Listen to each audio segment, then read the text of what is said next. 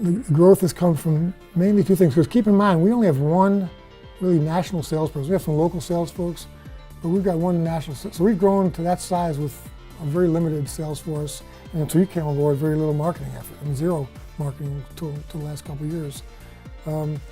So two things, I think.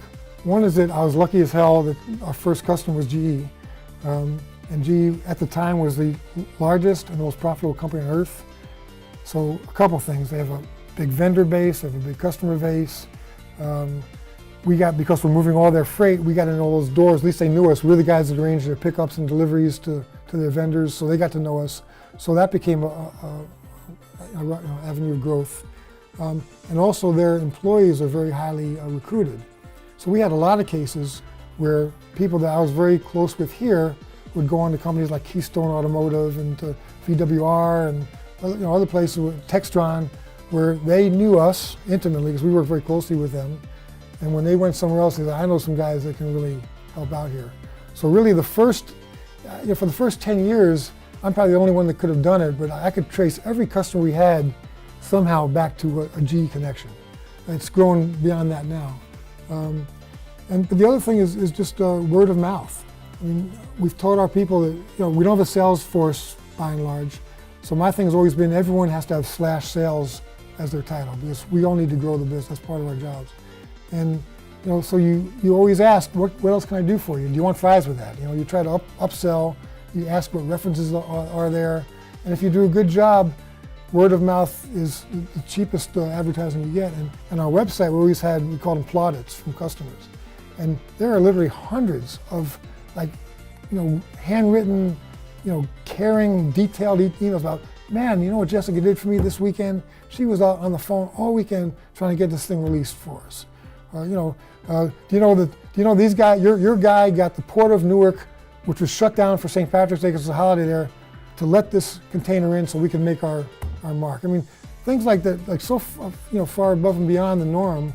And when other people get to see that, it usually rings true. So I think the GE connection was the one thing, but then the word of mouth and just doing a good job. I mean, that's the best sales effort, is just doing the job right.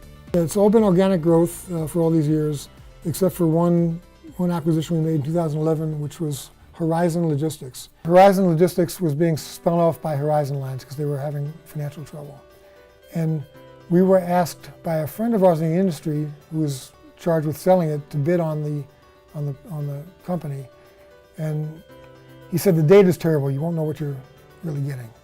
But he said, I think it'd be a good fit. So, okay. So you're really kind of bidding on what's in the bag, and you don't know what's in the bag.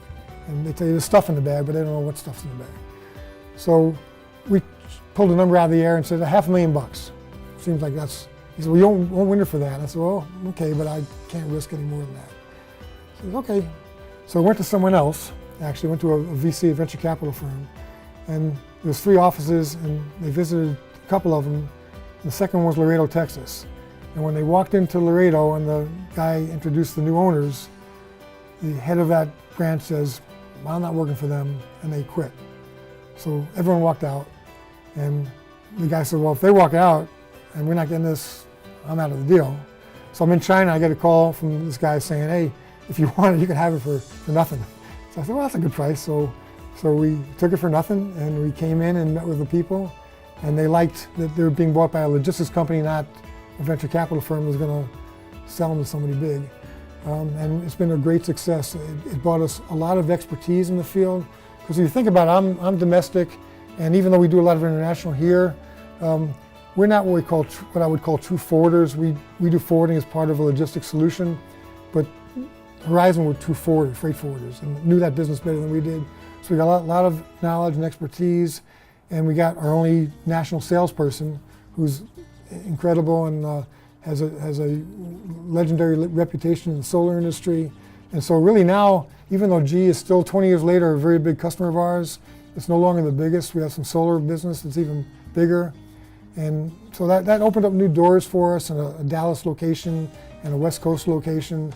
And it's nice. It kind of fit, and not everyone stayed because cultural fits are very important. And a bunch of the people there were not ready for this crazy style that we have. They were more corporate than we were. But the key people that did fit stayed and become leaders of the company overall.